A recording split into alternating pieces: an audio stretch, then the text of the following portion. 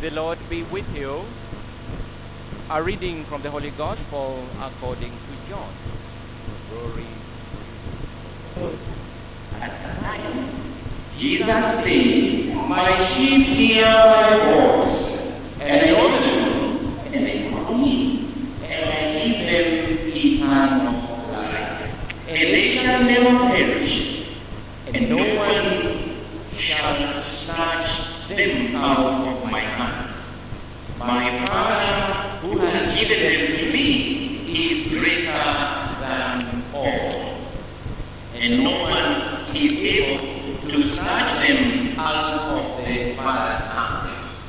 I and the Father are one." The Gospel of the Lord. Praise to you, Lord Jesus.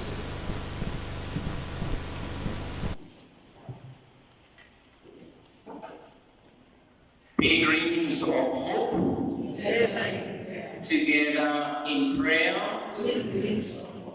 allow me to begin by wishing all mothers here and elsewhere happy Mother's Day. Happy Mother's Day.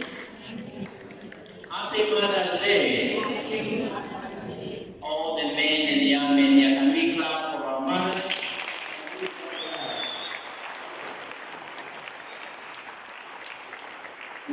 Because a family without a mother cannot be a family. I'm not saying that a family without a father can be a family also. Because the family in the model of God is a family that He Himself started. A family where there is a mother and father. And by the grace of God, also children. That is why I talk about the example, the best example of family is the family of Nazareth, the family of Joseph, Mary, and Joseph. That what is important. Sometimes, of course, there's a deviation of the family, and those are the families that may not fit there. That's still the concern of the church. The church is mother. The church is mother. And the church being mother has three important roles. And these are the roles that our new Pope Leo XIV has assumed. And this is a role that is also taken over by the cardinals, the bishops, and even the priests. And these roles are: the church as mother is a teacher. So we have the teaching office of the church. And in teaching, the church does not only edify, but also admonishes, corrects, so that all of us are able to move in the right direction. So first, the church is a teacher. We have a teaching office. Number two, the church is also a church that governs. There are rules that are able to keep the church as it is. And this is what has kept the church for all these centuries. And even when there was the election of the Pope, it is that kind of rules, those kind of rules that are followed. So the church has also the office of governance. And governance is different from teaching. Because governance is making sure that things go as they should. And number three, which is so very important, that makes us pray and come to church all the time, the church has the sanctifying office. The sanctifying office of making me and you holy every day through prayer and the life of the saints.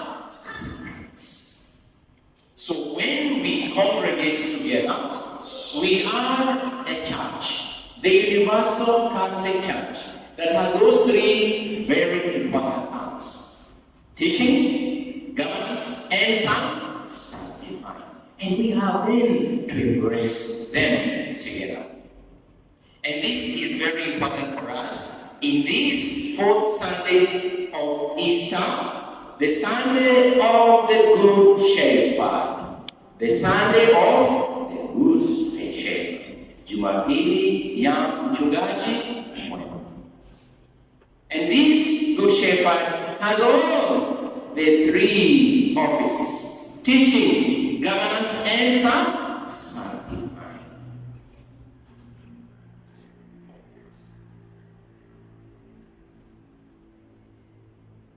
We have responded in our responsorial psalm. We are his people, the sheep of his flock. Sisi ni kondoo, sisi ni watu wake, kondoo wa malisho yake. Yes, because that is what we are. That is what we are. The Good Shepherd. The Good Shepherd. Our readings today, especially the second reading and the Gospel, are bringing us closer to understand who this Good Shepherd is. Prophet Ezekiel talks about shepherds who are bad shepherds. Shepherds who do not take care of the flock. They beat the flock. Those who are sick, they don't take care of them. And even they feed themselves from the fattened sheep and take their wool for their clothing. They are not interested with the welfare of the sheep. And Prophet Ezekiel admonishes such shepherds and says they are not fit to be shepherds of the Lord's flock. But today, in a positive way, we see who is that Good Shepherd. It is Jesus Christ. And this, in our second reading, we hear not only is he a Good Shepherd, he is also represented like a lamb. For the lamb in the midst of the throne will be their shepherd. We always say before receiving Holy Communion, when we are prepared to receive the Holy Communion, the main celebrant always shows us Jesus Christ in the blessed sacrament and says, "Behold the Lamb of God." This Lamb of God is also the shepherd, but he identifies himself with us as a lamb so that we are able to live well with him. He is not away from us. He is not apart from us. He is with us. He is a lamb. And he is a shepherd of the flock with us. The famous Psalm 23 always invites us to pray, "The Lord is my shepherd, there is nothing I shall want. Bwana ndiye mchungaji wangu, sitapungukiwa na kitu." Brothers and sisters, it is important today, as the church presents to us this Good Shepherd Sunday, we see not only Jesus the Lamb as the Good Shepherd, but we also look into ourselves and ask ourselves, number one, are we good sheep? Can we also be shepherds in our own way, in our families, in our work, in our leadership, wherever we are?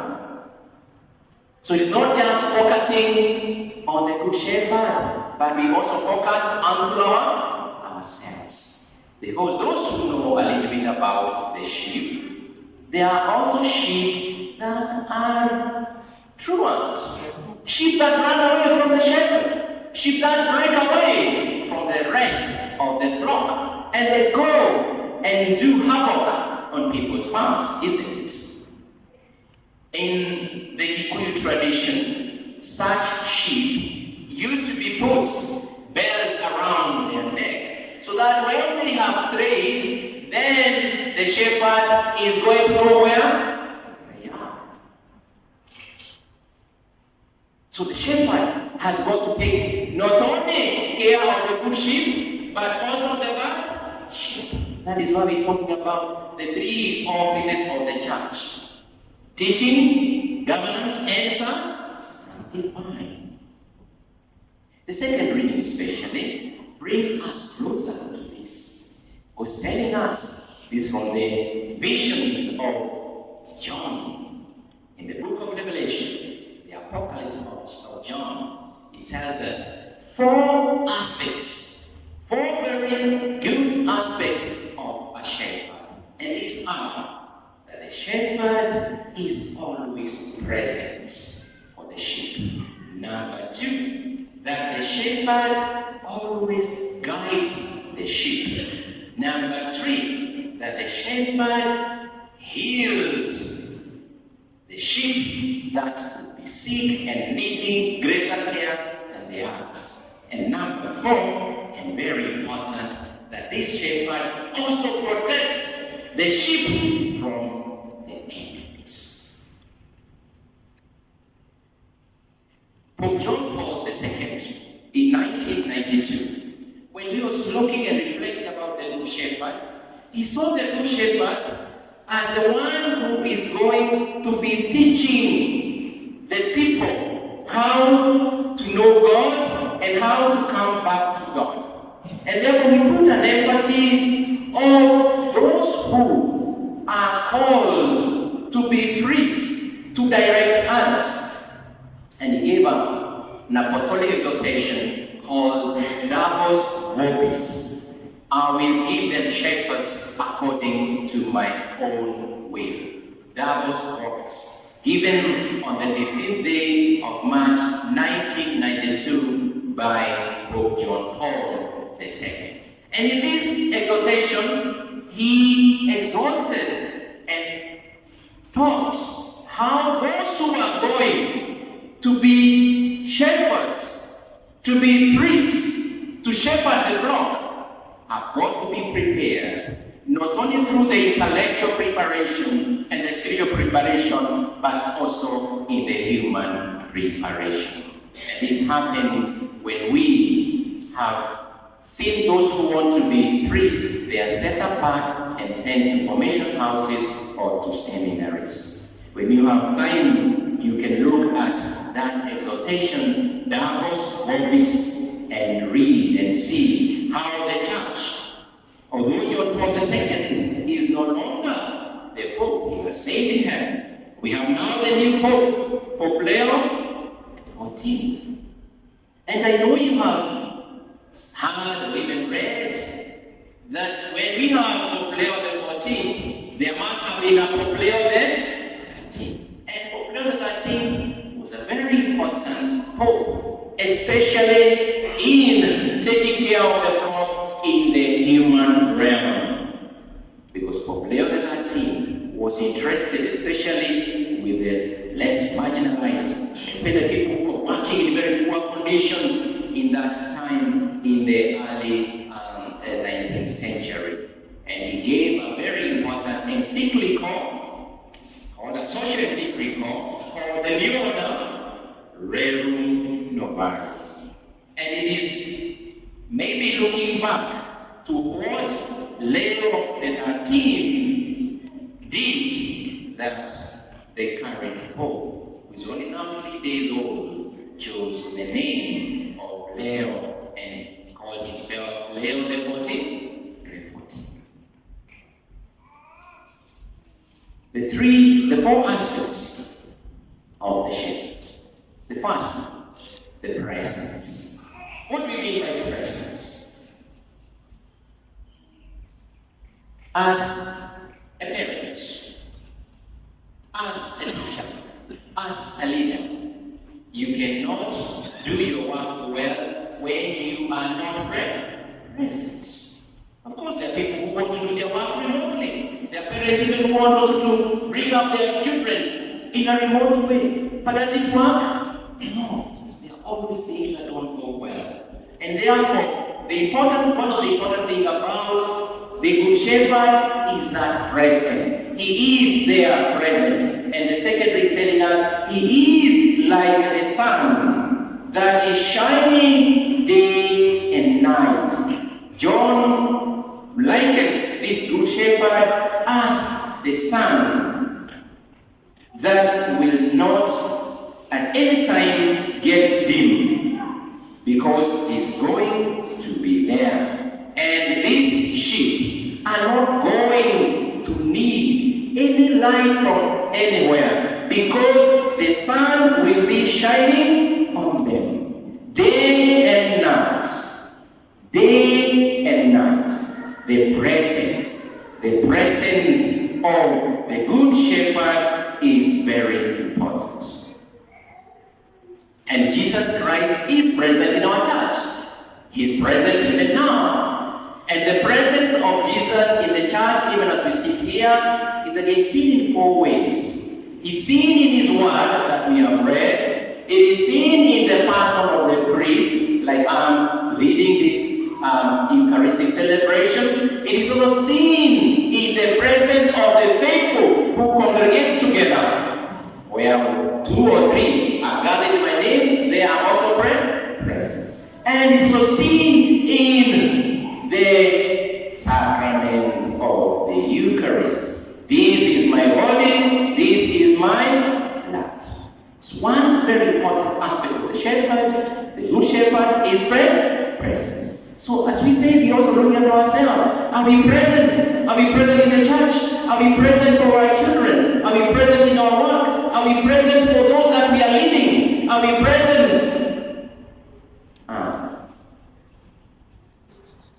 Pope Francis went with the Lord on the 21st of April. And it took 3 weeks to get a new Pope. He died on a Monday, the 21st of April. And we, after gazing on that chimney, not only us, but the whole world, isn't it? Even those who are not Christians, even those who don't believe in God, everybody was gazing at that chimney. Yes, on Thursday, in the evening, when there was black smoke, said, oh, you don't have a Pope yet, isn't it?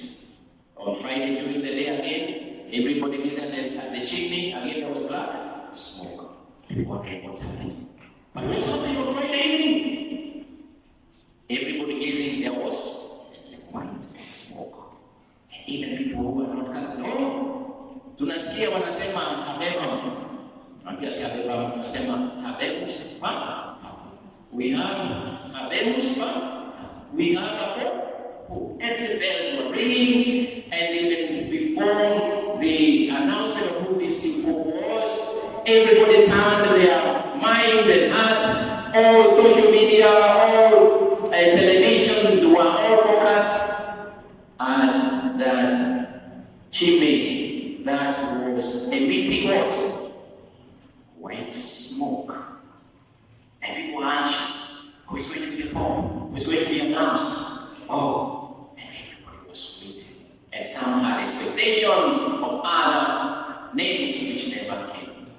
But why not what I said, for example, at the beginning of Mass? We can see the order. We can see the order.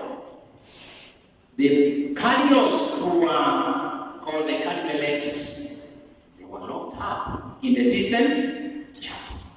And when they had been done all the preliminaries, and they had people who are helping them, even helping those maybe who are a little bit old to walk, then the cardinal prefect said, everybody out. And the door was closed. It was only opened on Friday evening when Cardinal Francis Robert Prevost was elected as the new Pope, and he agreed. Look at that all. Look even how the cardinals were walking in the Sistine Temple. Look at how all these ceremonies were being done. The presence of Jesus in the the church is seen even by that God. And that was saying, let us also emulate it in ourselves, in our lives. Let us have that order. Presence. Number 2, the good shepherd is a shepherd who guides. The shepherd who guides. Today we have read from St. John's Gospel, chapter 10. And all the years, year A, B, and C, we are in year C now. We always read from the Gospel of St. John, chapter 10. And we hear the aspect of the good shepherd, who says, I am the door, I am the gate. He who comes through the fence is not the good shepherd. He comes only to destroy and to kill. But the good shepherd comes through the door. And how are the sheep going to know that this is the good shepherd so that they can be able to be guided? He says, I know my own, and my own know me. They know my voice. And when they hear my voice, what they do? They follow. The voice of a stranger, they are not going to follow. So that guidance comes with a voice. My brothers and sisters, we are in the church. We are being called. Are we hearing the voice of the good shepherd? Are we following it? Are we keen to distinguish the different voices that are all surrounding us in this world, in our families? Sometimes we even let our children be misguided by different voices. We say our children are good, they are not part in their rooms, we don't know what they are doing, but the words they are hearing on the social media are so loud. And they make them not go in the right direction. Let us bring ourselves, bring our children back, that we can hear the voice of the good shepherd, who says, I know my own. And when they hear my voice, what they do?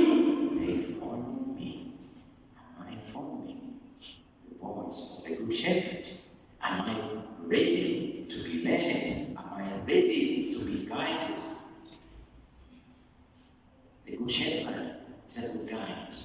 The good shepherd has a voice that we should all recognize. Number 3, the good shepherd is a shepherd who knows that there's some sheep that are not so strong, there's some sheep that need more care. And therefore, this good shepherd is a good shepherd, is a shepherd who, even when he loses one sheep out of 100, what does he do? He leaves 99 that don't need care and goes for the one.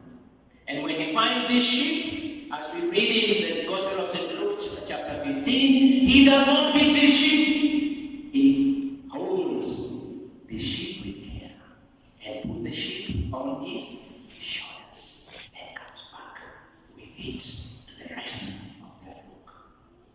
Contrary to what Prophet Ezekiel says, that the bad shepherds kill, they beat, they eat the sheep. The good shepherd takes care of the sheep.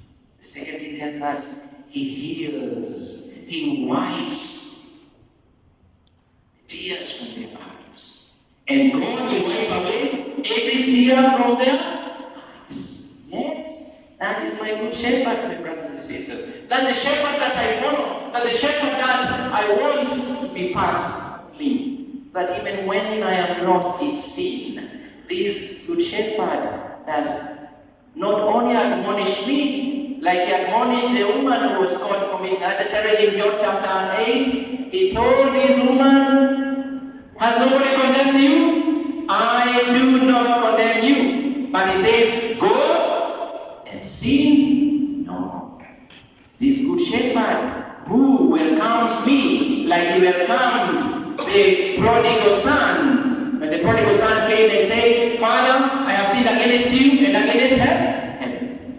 The good shepherd, the good father embraces, wipes the tears of this young man and welcomes him back to the sheepfold, back to the house. Number 4, and the last one, most important, the good shepherd protects. The good shepherd protects. In the Gospel of St. John chapter 10, we are reminded that the person who is a hired person to take care of the sheep, when an enemy comes, what does he do? Leave the sheep and runs away. But the good shepherd fights with his strength, with his blood, with everything to wave away the enemy. Brothers and sisters, we are reminded that we who are shepherds in our own right, as parents, as leaders, let us protect our families, let us protect our church by tooth and nail. Yes, that is what we are called to do. Protect our families, protect our spaces like the good shepherd. He does not let even one of the sheep go astray. He protects, fights for us, fights even with his blood that he pours from the cross. The good shepherd protects us. He is protecting us even now. Even when we think that everything is lost, the good shepherd is protecting me. Let us therefore come to this good shepherd and he can protect us. Let us allow him to protect us. Let us allow him to hold our hands. Even when Peter was sinking in the sea and Peter said, Lord, save me. What did he do? Put his hand, held the hand of Peter and removed him from drowning. He is a good protector. He's protecting us all the time. For the Lamb is in the midst of the throne, will be their shepherd. He will guide them to springs of living water, and God will wipe away every tear from their eyes. And when we are in the sheepfold of the Good Shepherd, we are going to be this great multitude, which no man can number, from every nation, from all tribes and peoples and tongues, standing before the throne and before the Lamb. And how are our garments going to be? How are our garments going to be? They are going to be clothed in white robes, with palm branches in their hands. Then one of them said to me, This is what gives me joy. That when we have followed this good shepherd, who is present for us, who is guiding us, who is healing us, who is protecting us, then I can stand in his presence and hear these words. These are they who have come out of the great tribulations, and I have washed their robes and made them white. Where? In the blood of the Lamb. Let us therefore, brothers and sisters, follow this Lamb in the church, this shepherd in the church, his teacher, who is governing us, sanctifying us all the time, and we're not going to get lost. If we follow another voice, we get lost. He's reminding us once again, I am the good shepherd. I know my own, and my own know me.